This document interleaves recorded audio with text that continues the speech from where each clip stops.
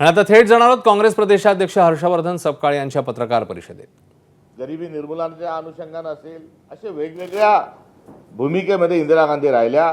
या देशाचे तुकडे होऊ न देण्याकरता आणि दहशतवाद थांबवण्याकरता त्यांचं मोठं योगदान राहिलं। त्यांना तत्कालीन भारतीय जनता पक्षाचे नेतेही दुर्गा म्हणत होते। त्यांचं लौकिक आहे, त्यामुळे आयर्न लेडी ऑफ इंडिया असा त्यांचा इतिहासामध्ये त्यांची नोंद आहे।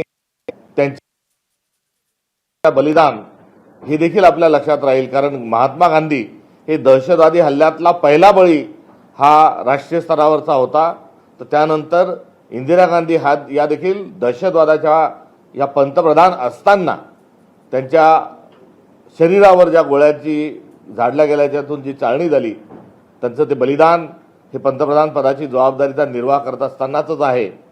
हे त्यांचं एक योगदान आहे। नंतरच्या काळात सत्तेचं विकेंद्रीकरण झालं पाहिजे। सत्तेच्या मानगुटीवर दलाल बसलेला आहे आणि आता सत्ता दलाल चालवत आहेत। त्यामुळे सत्ता ही देशाच्या राजधानीत आणि राज्याच्या राजधानीत न राहता ही गाव समाजापर्यंत गेली पाहिजे, माणसापर्यंत गेली पाहिजे। म्हणून 73-74 घटना दुरुस्तीच्या अनुषंगानं एक सत्तेचे विकेंद्रीकरणाचे स्वप्न ज्या माणसाने बघितलं, लायसन राज संपवून अधिक मोठ्या प्रमाणात स्टार्टअप सुरू करण्याची भारतामध्ये ज्यांनी सुरुवात केली आणि 21व्या शतकात आपल्याला घेऊन जाणार आहे। आधुनिक भारताचे शिल्पकार, इन्फॉर्मेशन टेक्नॉलॉजीला आज जगामध्ये आपल्या भारताची असणारी जी भूमिका आहे त्यामध्ये एकमेव योगदान आहे ते म्हणजे दिवंगत शहीद राजीव गांधीजींचं।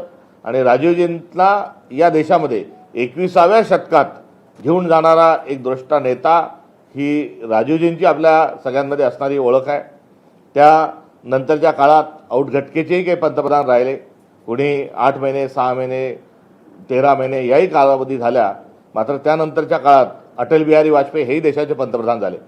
अटल बिहारी वाजपेयी हे दुसऱ्या पक्षाचे जरी असले तरी एक भारतीय नागरिक या नात्यानं अटल बिहारी वाजपेयी एक सभ्य सुसंस्कृत आणि राजकारणात संवाद असला पाहिजे आणि लोकशाही टिकली पाहिजे ही कुठेतरी असणारी त्यांची भूमिका आहे।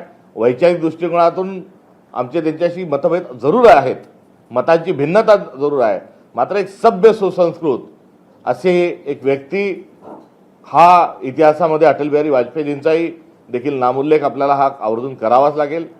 तदनंतरच्या काळामध्ये मनमोहन सिंग आणि नरसिंहराव हे त्याच्या आधीच्या काळात जे आले त्यांनी जी खुली अर्थव्यवस्था स्वीकारली, जो गॅट करार जो स्वीकारला आणि एकंदरीत भारताच्या अर्थव्यवस्थेला जी उसळी मिळाली आणि आज जी अर्थव्यवस्था आपण जिचे फळं खातो आहोत, आज ज्या अर्थव्यवस्थेमुळे एक मोठं